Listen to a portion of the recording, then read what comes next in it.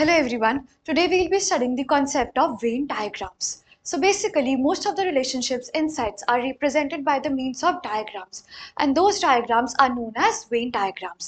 तो ये बहुत ही interesting and an amazing concept है. तो वेन डायग्राम्स में हम जो भी डायग्राम्स का यूज कर रहे हैं वो डायग्राम्स बेसिकली रेक्टेंगल्स होते हैं या फिर क्लोज कर्व्स होते हैं which are usually circles. Okay so जितने भी यूनिवर्सल सेट होते हैं उसको हम रेक्टेंगल में रिप्रेजेंट करते हैं एंड जो भी सबसेट होता है हम उनको सर्कल्स में रिप्रेजेंट करते हैं. ओके नेक्स्ट एक क्वेश्चन दिया हुआ है आपको सेट ए सेट बी और यूनिवर्सल सेट दिया हुआ है. अब हमें इसको वेन डायग्राम में रिप्रेजेंट करना है. तो यहाँ पर यूनिवर्सल सेट के अंदर सेट ए और सेट बी जो है वो उसके सबसेट्स हैं तो उनको हमने सर्कल्स में रिप्रेजेंट करेंगे, बाकी यूनिवर्सल सेट को हम रेक्टेंगल में रिप्रेजेंट करेंगे. ओके तो सबसे पहले सेट ए और सेट बी में 3 एक ऐसा एलिमेंट है जो कि दोनों में कॉमन है, इसीलिए हम उसको पर्पल वाले पोर्शन में लिखेंगे. एंड सेट ए में 3 के अलावा 1 और 2 है. ओके एंड सेट बी में 3 के अलावा 4 और 5 है. ओके अब यूनिवर्सल सेट में 1 से लेकर 5 तक और भी एलिमेंट्स है जो आप इन सर्कल्स के बाहर लिखेंगे बट यूनिवर्सल सेट यानी कि रेक्टेंगल के अंदर लिखेंगे. That is 6, 7 and 8. ओके अब नेक्स्ट जो हमें कॉन्सेप्ट करना है वो बहुत ही इंपॉर्टेंट है, that is the operations on sets and Venn diagrams. इसका मतलब क्या है, जैसे आपने अलजेब्रा में दो नंबर्स को ऐड, सब्ट्रैक्ट, मल्टीप्लाई और डिवाइड करना सीखा है, बिल्कुल उसी तरह से अब हम सेम ऑपरेशन सीखेंगे इन सेट्स. ओके तो यहाँ पर सबसे पहला ऑपरेशन जो हमें सीखना है that is union of two sets. Union का मतलब क्या होता है, यहाँ पर हमें दो सेट गिवन है, for example set A and set B. तो यूनियन ऑफ टू सेट्स का मतलब क्या होगा कि आपको सेट ए और सेट बी के सारे एलिमेंट्स लेने हैं. Okay so union means that all the elements of A and all the elements of B. Clear? और इसको हम रिप्रेजेंट करते हैं with the symbol U. Okay U से रिप्रेजेंट करते हैं. और अगर हमें ए यूनियन बी को रिप्रेजेंट करना है तो इसका मतलब क्या होगा, सेट बिल्डर फॉर्म में X is an element such that X belongs to A और x बिलोंग्स टू b, यानी कि या तो x a में हो या फिर x b में हो. तो बेसिकली हमें x और b, a और b के सारे एलिमेंट्स को लिखना होता है. ओके अब यहाँ पर हमें वेन डायग्राम में a यूनियन b को ना शेड करना है. ओके इसका मतलब क्या होगा, आपको a को तो पूरा शेड करना ही है, साथ ही साथ आपको b के भी एलिमेंट्स लेने हैं. ठीक है तो इस तरह से हम a यूनियन b को शो करेंगे. Okay next few examples. A union B निकालना है हमें. यहाँ पर ए यूनियन बी का मतलब क्या होगा कि आपको ए और बी दोनों के सारे एलिमेंट्स लिस्ट करने हैं. सो 2, 4, 6, 8 तो हमें लिख दिया. अब यहाँ पर 8 और 6 और 8 एक बार आ चुका है तो हम जब भी कोई एलिमेंट रिपीट हो रहा है तो हम उसको खाली एक ही बार लिखेंगे. ओके सो 6 के बाद 6, 8, 10 and 12. Okay so next part of the next question says that a union b देखो a union b क्या होगा यहाँ पर, which means a, e, i, o and u. अब b के एलिमेंट्स लिख दो a, i और u, तो ऑलरेडी आ चुके हैं. क्लियर? तो हम उनको दोबारा नहीं लिखेंगे ना. ये जो हमारा a union b है ये अगेन क्या बन गया, ये a ही आ गया. ठीक है तो इसका मतलब क्या है, b के सारे एलिमेंट्स a में लाया कर रहे हैं तो this simply means that B is a subset of set A. Okay? All right. Next अब हम कुछ ऑपरेशन सीखेंगे यूनियन पे. जिस तरह से आपने पहला ऑपरेशन क्या है हमारे पास, कॉम्यूटेटिव लॉ. कॉम्यूटेटिव लॉ में अलजेब्रा में आपने सीखा है 2 + 3 = 3 + 2. ठीक है तो हमें सेम ऑपरेशन लगाना है बट अब सेट पे लगाना है. तो कॉम्यूटेटिव लॉ क्या होगा, A union B is equal to B union A. Okay next we have associative law. Associative law क्या होता है, 2 + 3 + 5 is equal to 2 + 3 + 5. ओके अब ये सेम आपको सेट पे लगाना है. वो क्या हो जाएगा, A union B union C will be equal to A union B union C. Clear? Now next we have law of phi and law of universal set. Okay तो ये क्या होगा, A union phi. A union phi का मतलब क्या होता, empty set और A में के सारे एलिमेंट्स लिस्ट कर दो तो वापस से A ही आ जाएगा. Next we have A union universal set. इसका मतलब क्या हो गया, यानी कि हमारे पास एक सेट है, एक हमारे पास यूनिवर्सल सेट है और है हमारे पास सेट A. ओके अब आपको A और यूनिवर्सल सेट के सारे एलिमेंट्स लिखने हैं तो वो क्या होगा, A भी शेड करना है आपको और यूनिवर्सल सेट भी करना है. तो ये क्या आ जाएगा, यूनिवर्सल सेट ही आ गया. Correct. Now next we have law of additive identity. Additive identity का मतलब क्या होता है कि आप 2 में क्या ऐसा ऐड करो कि वापस से 2 आ जाए. So that is obviously 0. Similarly A का किसके साथ यूनियन करो आप कि वापस से ए आ जाए, and that is 5. Okay. Now next we have idempotent law. Idempotent law का मतलब क्या होता है कि ए का अगर आप ए के साथ ही यूनियन करोगे तो वापस से ए आ जाता है. Okay. Alright. Next we have intersection of two sets. Intersection का मतलब क्या होता है, अगेन अब हमें सेट ए और सेट बी दिया हुआ है. ओके. अब इंटरसेक्शन का मतलब क्या होगा कि आपको ए और बी के वो सारे एलिमेंट्स लिखने हैं जो कि दोनों में सिर्फ दोनों में कॉमन हो. ओके. तो इंटरसेक्शन का मतलब क्या होगा, all the elements which are common to both A and B. और इंटरसेक्शन के लिए हम ये उल्टा यू यूज करते हैं. ओके. तो अगर हमें ए इंटरसेक्शन बी को लिखना है सेट बिल्डर फॉर्म में तो वो क्या होगा, x is such that x belongs to a and x belongs to b. यानी कि वो सारे एलिमेंट्स जो a और b दोनों में लाई कर रहे हो. ओके. अब इसी को हम वेन डायग्राम में शो करेंगे तो a इंटरसेक्शन b क्या होगा, वो सारे एलिमेंट्स जो a में भी हो और b में भी हो. ठीक है. तो वो सिर्फ और सिर्फ ये कॉमन पोर्शन आएगा, ये मिडिल वाला. ठीक है. तो ये हो जाएगा आपका a intersection b. Okay. Alright. Next कुछ एग्जांपल ए इंटरसेक्शन बी निकालना है हम यहाँ पर. ए इंटरसेक्शन बी का मतलब क्या है, कॉमन एलिमेंट्स देखो. कॉमन एलिमेंट्स क्या है, सिर्फ 6 और 8 है, दोनों में common. Okay. Next find A intersection B. ठीक है. यहाँ पर आपको ए इंटरसेक्शन बी निकालना है. देखो दोनों में कॉमन एलिमेंट्स कौन कौन से आ रहे हैं, 2 कॉमन है, 3 कॉमन है, 5 कॉमन है और 7 भी दोनों में कॉमन है. ठीक है. अब next we need to show that A intersection B is equal to B only. तो clearly A intersection B is 2, 3, 5, 7 जो कि B ही है. तो clearly हम यहाँ पर देख पा रहे हैं that B के सारे elements A में lie कर रहे हैं, which simply means that B is a subset of set A. Clear? Alright. अब similarly हम कुछ operations देखेंगे in intersection. Okay? सबसे पहले commutative law क्या होता है, A intersection B is equal to B intersection A. Next we have associative law, which means that A intersection B intersection C is equal to A intersection B intersection C. Clear? Next is law of U, law of phi and U, which means A और empty set में क्या common है, that will be empty set only. Okay. Next we have A intersection universal set. इसका मतलब क्या है, एक बार बना के देख लेते हैं वेन डायग्राम. तो हमारे पास यूनिवर्सल सेट दिया हुआ है और हमारे पास है सेट ए. ओके. तो सेट ए ये वाला पोर्शन और यूनिवर्सल सेट ये पूरा है.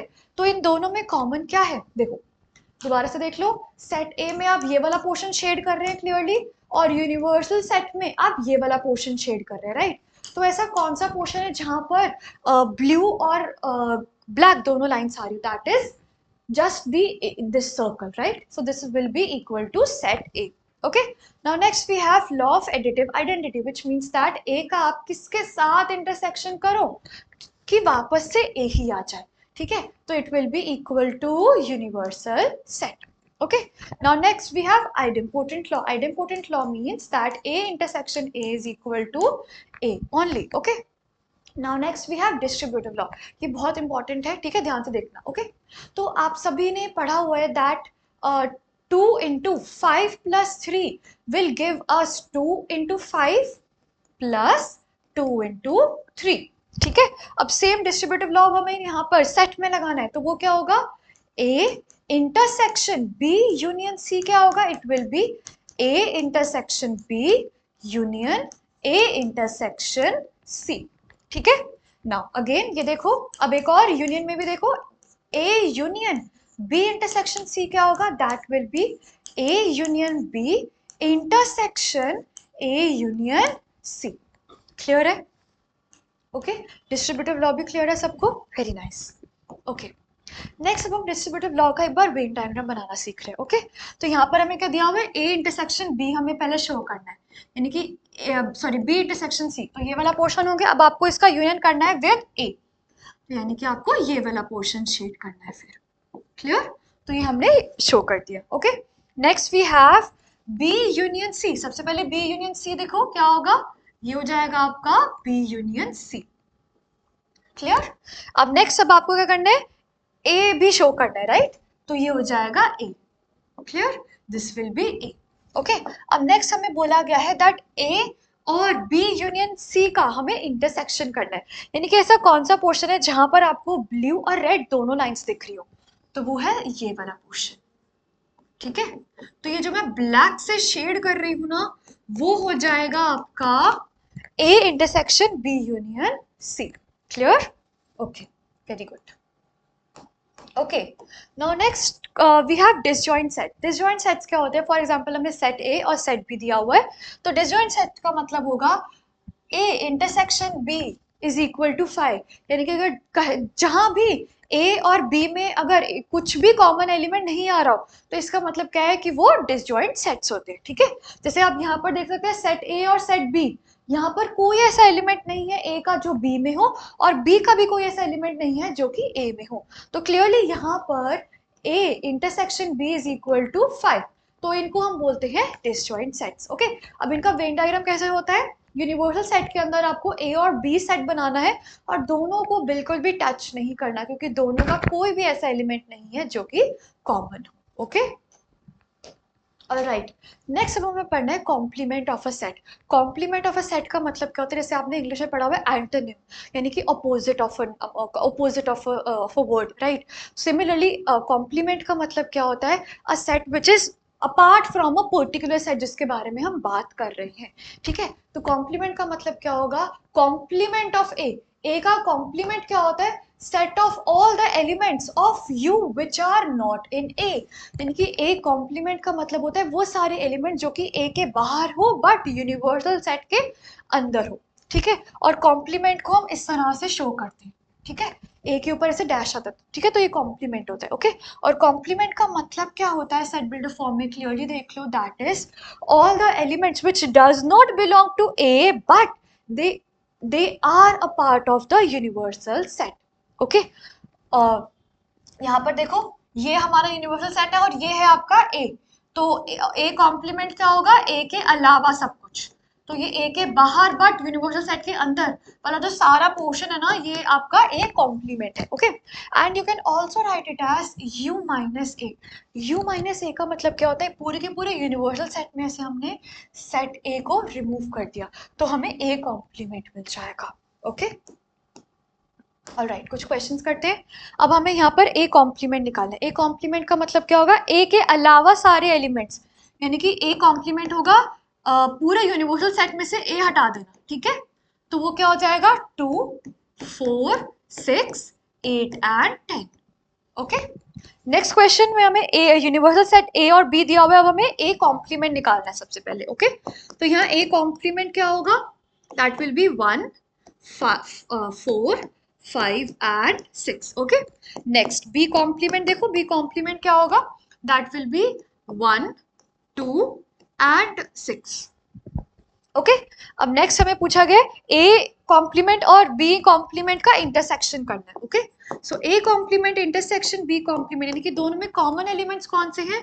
We have 1 and 6, correct. अब नेक्स्ट हमें निकालना है ए यूनियन बी। ठीक है, ए यूनियन बी निकालो। यहाँ पर ए यूनियन बी क्या होगा? A union B, it will be 2, 3, 4 and 5। Okay, next part, अब हमें we need to show that A union B complement निकालना है अब हमें। ठीक है, ए यूनियन बी कॉम्प्लीमेंट, यानी कि ए यूनियन बी के अलावा सारे elements, that will be 1 and 6। So clearly you can see that A complement intersection B complement is equal to A union B whole complement. Clear? Okay, alright, अब हमें same यहाँ पर भी कॉम्प्लीमेंट पे भी कुछ ऑपरेशंस पढ़ने हैं। ठीक है, सो फर्स्ट ऑपरेशन क्या है? That is a complement law. Complement law का मतलब क्या होता है? ए यूनियन ए कॉम्प्लीमेंट निकालना है हमें सबसे पहले। ठीक है, तो एक बार इसको ना वेन डायग्राम से समझ लो। देखो, ये हमने रेक्टेंगल से शो करा यूनिवर्सल सेट, और ये सर्कल हो गया ए, और ये हो जाएगा ए कॉम्प्लीमेंट। ठीक है, तो क्लियरली ए और ए कॉम्प्लीमेंट में का यूनियन क्या होगा?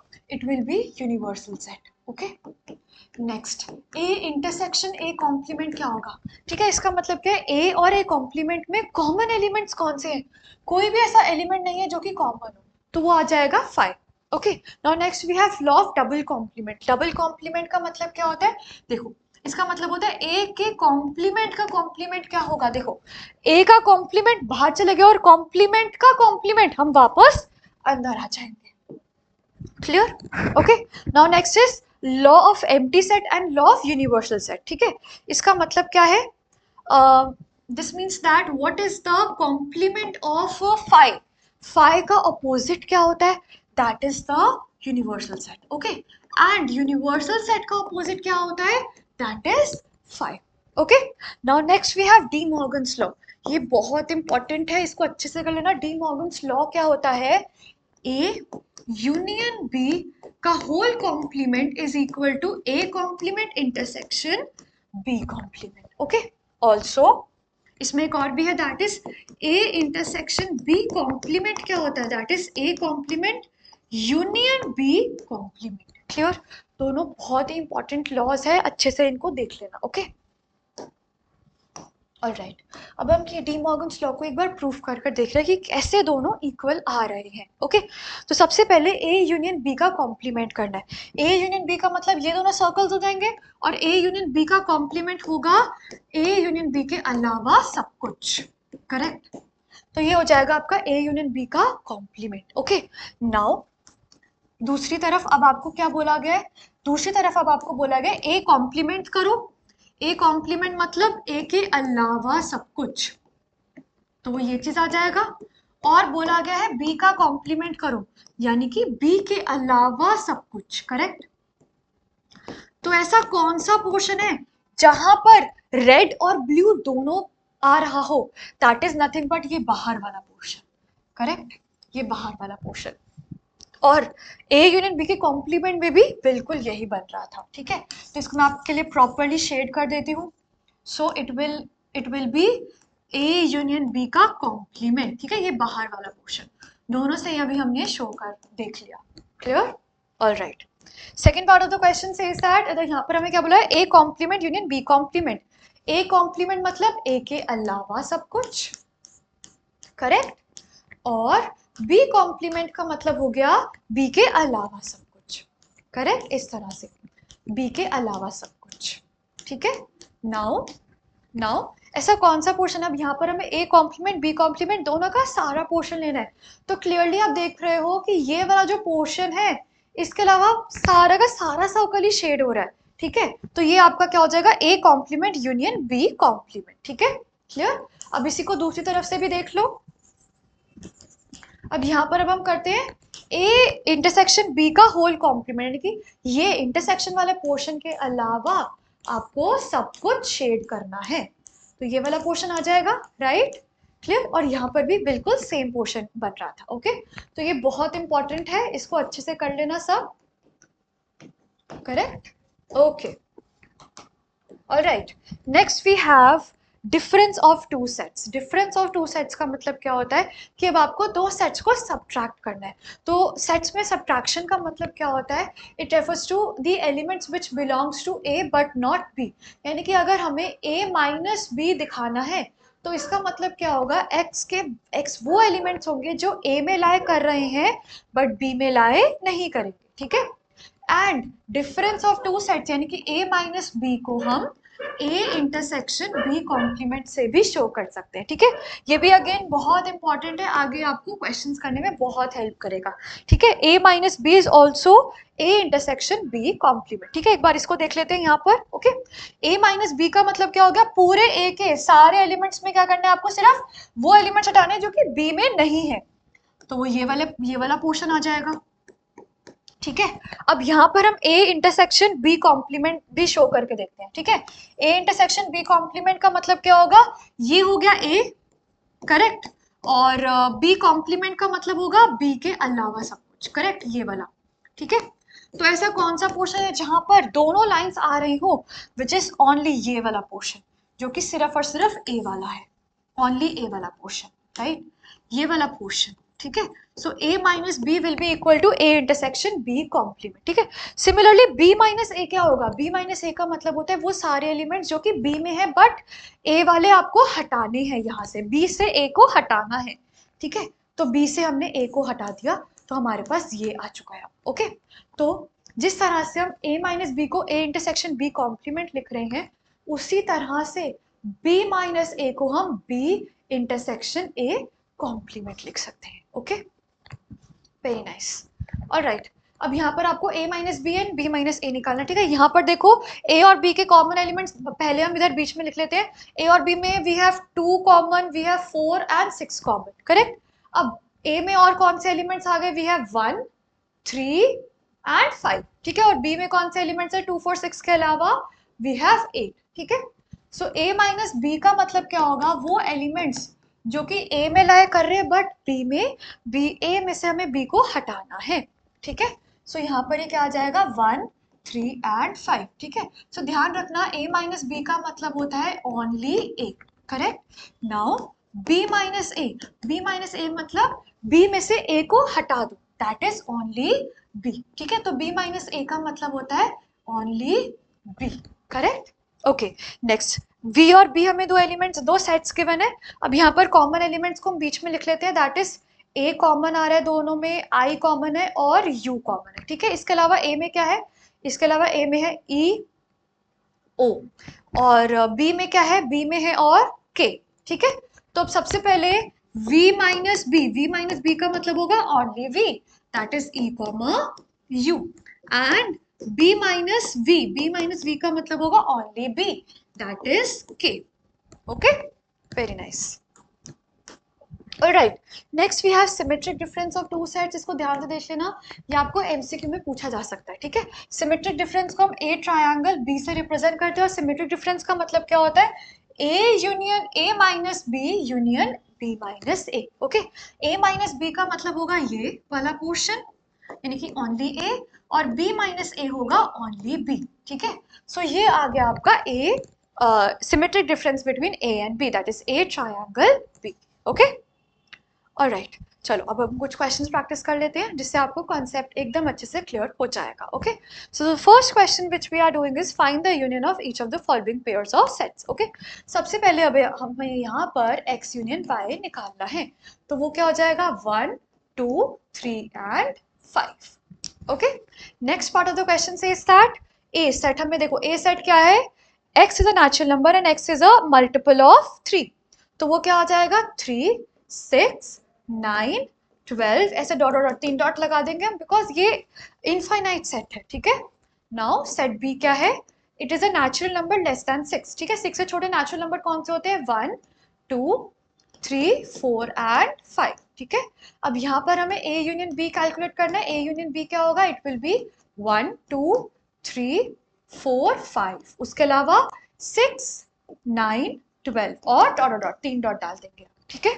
ओके, नेक्स्ट a में we have 1 2 3 and b is 5, ठीक है। तो यहाँ पर a यूनियन b क्या होगा, 1 2 एंड 3, ठीक है। हमने a और b के सारे एलिमेंट्स लिख दिए, ठीक है। तो बेसिकली ये क्या है, ये आपका 5 है ना, मतलब एम्प्टी सेट, तो इसमें कॉमन क्या, मतलब यहाँ पे सारे एलिमेंट्स होंगे 1 2 and 3। Okay, alright, next is a, यहाँ पर हमें a और b दिए हुए हैं, is a a subset of b, Venn diagram बनाकर देख लेते हैं। Okay, so this is your universal set, we have set A and we have set B, ठीक है। तो यहाँ पर set A के अंदर we have A and B, और set B में A और B तो है, इसके अलावा set B में C भी है, करेक्ट, ठीक है। set B में A और B के अलावा C भी है ना। तो यहाँ पर क्लियरली हम देख रहे हैं कि सेट A के सारे एलिमेंट्स B में है ना, तो वो सेट A B के अंदर है। So yes, it is, yes, A is a subset of B. Second, what is A union B? A और B का यूनियन क्या हो जाएगा? It will be, since A already B का सबसेट है, तो clearly A union B तो वापस से B ही आने वाला है, ठीक है। Okay, next question. If A and B are two sets such that A is a subset of B, ठीक है। वेन डायग्राम बना के देख लेते हैं। A is a subset of B, ठीक है। A जो है वो B का एक सबसेट है, clear. So since A is a subset of B, so this simply means that all elements of A are in B, ठीक है। A के सारे एलिमेंट्स B के अंदर हैं, so वो A यूनियन B क्या हो जाएगा, A union B will be nothing but it will be B only. Okay, alright, next question says that A B C D given है हमें, और अब यहाँ पर हमें फर्स्ट पार्ट में बी और ए और बी का इंटरसेक्शन निकालना है. Okay, that will be 7, 9 and 11. तो 7, 9, 11 दोनों में कॉमन है. Okay, next we have A C D. A C और डी तीनों में हमें इंटरसेक्शन निकालना है. ओके, सो ए और सी में we have 11 common. Okay, but D में 11 नहीं है, तो तीनों में कुछ भी कॉमन एलिमेंट है ही नहीं. ठीक है, तो आप यहाँ इसको इस तरह से रिप्रेजेंट करो या फिर 5 की तरह रिप्रेजेंट कर सकते हो. Okay, next we have A intersection B union C. Okay, तो सबसे पहले ए के एलिमेंट्स लिख लेते हैं. ए में वी हैव 3, 5, 7, 9 एंड 11. ठीक है, अब हमें इसको इंटरसेक्शन करना है with B union C. B union C में क्या क्या आ जाएगा? 7, 9, 11 एंड 30. ठीक है, अब हमें यहाँ पर दोनों में कॉमन एलिमेंट्स देखने हैं. तो दोनों में कॉमन एलिमेंट्स क्या है? 7 कॉमन है, 9 कॉमन है और 11 दोनों में कॉमन है. ठीक है, okay, next we have A intersection B. A और बी में इंटरसेक्शन क्या है? That is 7, 9 and 11. Okay, next intersection अब हमें इसको करना है किससे? बी यूनियन सी के साथ. बी यूनियन सी में क्या है? 7, 9, 11, 13 एंड 15. ठीक है, अच्छा इधर यहाँ पर एक और एलिमेंट है ना, 15 यहाँ पर रह गया. ठीक है, ओके, क्लियर. तो अब यहाँ पर इन दोनों में कॉमन क्या आ गया? 7, 9 and 11. Okay, clear, very nice. Okay, next question says that which of the following pairs of sets are disjoint. इनमें से कौन कौन से डिसजॉइंट सेट्स हैं? ओके, सो हमें यहाँ पे सेट ए में 1, 2, 3, 4 दिया हुआ है, और यहाँ पर देखो क्या दिया हुआ है आपको. This is x is a natural number and x is between 4 and 6 and inclusive of 4 and 6. So यहाँ पर क्या क्या आ जाएगा? 4, 5, 6, 7. Oh, sorry. It will be 4, 5 and 6. Clear? तो यहाँ पर क्या दोनों में कोई common element है? Yes. If that is your set A and this is your set B, तो दोनों में common element है and that is 4. तो ये disjoint set तो बिल्कुल भी नहीं है. Okay, next x is an even integer and x is an odd integer. तो clearly even numbers, even integers and odd integer में तो कुछ भी common नहीं होता, right? So ये बिल्कुल एक disjoint set है. Okay, all right. Next part of the question says that a b c d given है हमें यहाँ पर सबसे पहले a minus b निकालना है.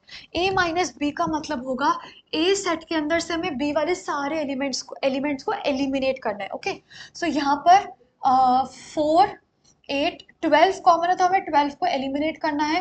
16, ठीक है, बस सिर्फ 12 है बी में जो कि ए में लाया कर रहे हैं, तो हम सिर्फ 12 को हटाकर बाकी सारे एलिमेंट्स लिखेंगे. That is 6, 3, 6, 9, 15, 18 and 21.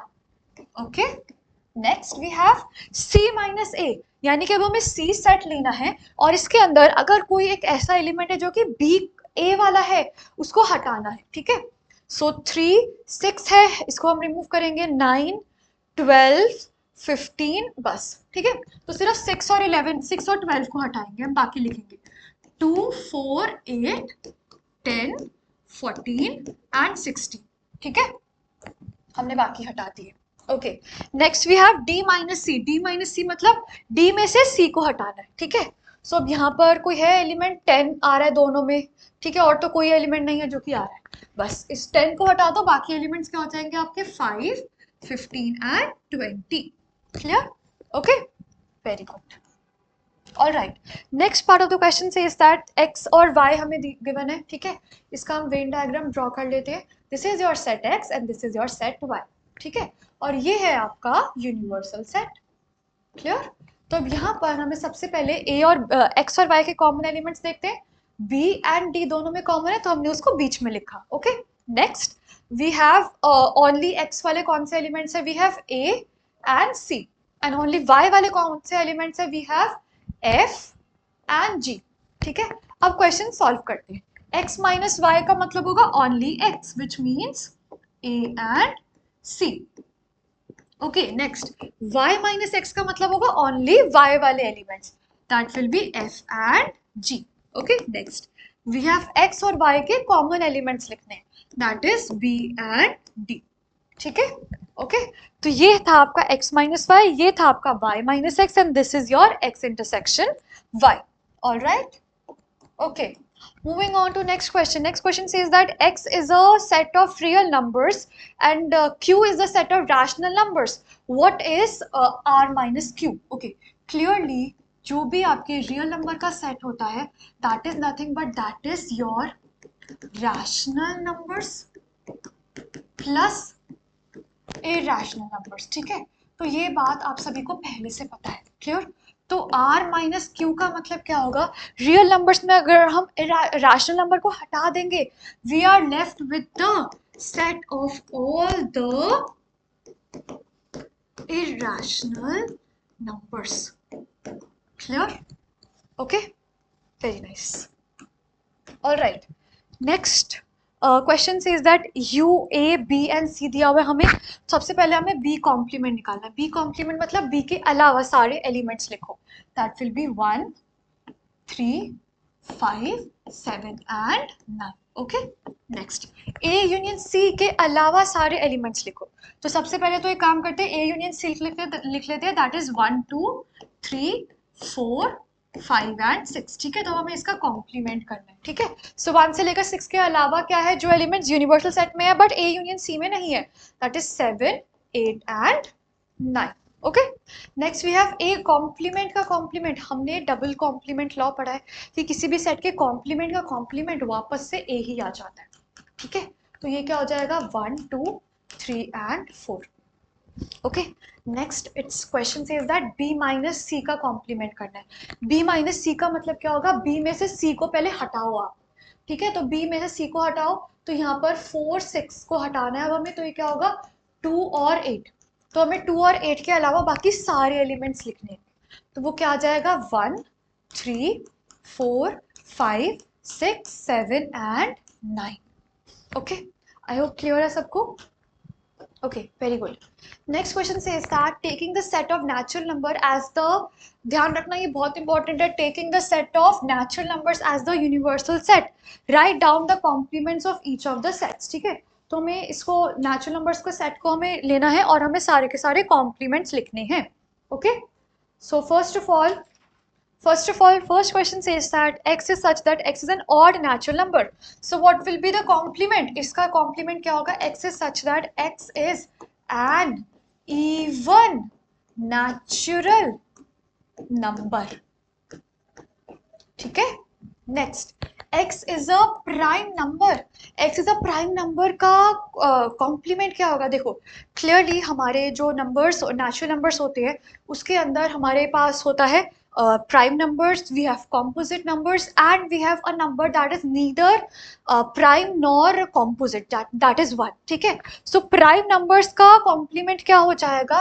It will be x is such that x is a composite number. ठीक है, तो हम सारे के सारे composite number इसका opposite हो जाएगा and एक और number that is 1. ठीक है, और x equal to 1. Okay, clear? Next, x is a perfect square. x is a perfect square. इसका complement क्या होगा? x is a perfect square, which simply means that x is such that x belongs to the set of natural number and x is not a perfect square. x is not a perfect square. Clear? Okay, next, x is such that x plus 5 is equal to 8. तो सबसे पहले हम x plus 5 equal to 8 को solve करेंगे. So clearly x will be equal to 3. ठीक है, so यहाँ पर हमें basically given क्या है? This simply means that x is such that x is equal to 3. तो इसका complement क्या हो जाएगा? This simply means that x is such that x belongs to the set of natural numbers and x is not equal to 3. Okay, next we have x is greater than equal to 7, which means इसका complement क्या होगा? x is such that x belongs to the set of natural numbers and x is less than 7. ठीक है, equal नहीं, just x is less than 7. Okay, clear? Done? Okay, next let U be the set of all triangles in a plane and A is the set of triangles with at least one angle different from 60 degree. तो हमें A का complement निकालना है, ठीक है? A का complement क्या होगा? It will be the set of A का complement निकाला ना? It will be the set of all. It will be the set of all triangles with at least one angle different. At least one angle different from 60 का opposite क्या होगा? Set of all triangles with no angle different from 60 degree. इसका मतलब क्या हुआ? This means set of triangles with all angles as 60 degree, यानी कि कोई भी एंगल अगर 60 डिग्री से अलग नहीं होगा, इसका मतलब सारे ही एंगल 60 डिग्री हो। तो ऐसा कौन सा ट्रायंगल होता है जहाँ के सारे, जिस ट्रायंगल के सारे एंगल्स होते हैं 60 डिग्री होता है? That is nothing but that is the set of equilateral triangles, ठीक है? So this is will be the complement of A. Okay? All right. So moving on to the last question of today's class. And अब यहाँ पर हमें क्या करना है? We need to fill in the blanks. ठीक है? Simple fill in the blanks question हमें दिया हुआ है. Okay, A union A complement. ये हम already वैसे एक बार कर चुके हैं. This is your set A and this is your A complement. ठीक है? तो A union A complement यानी कि A और A complement के सारे एलिमेंट्स लिख दो and that becomes universal set, ठीक है? Next we have phi complement. Phi का complement क्या होता है? Universal set. Intersection A यानी कि अब आपको यहाँ पर A और universal set के common elements लिखने हैं, तो वो क्या आएगा? Set A. Okay? Next A intersection A complement निकालना है, यानी कि A और A कॉम्प्लीमेंट में कॉमन क्या है? कुछ भी कॉमन नहीं है। Okay, next complement of U. Universal set का कॉम्प्लीमेंट हमने पढ़ा हुआ है क्या होता है? Phi. So phi intersection A, यानी कि एम्प्टी सेट और सेट A में कॉमन क्या है? कोई भी ऐसा एलिमेंट नहीं है जो कि दोनों में कॉमन हो, तो this becomes phi. Okay, so I hope आज की क्लास आप सभी को क्लियर हो गई होगी, सारे कॉन्सेप्ट समझ आ गए हैं. Okay, thank you so much.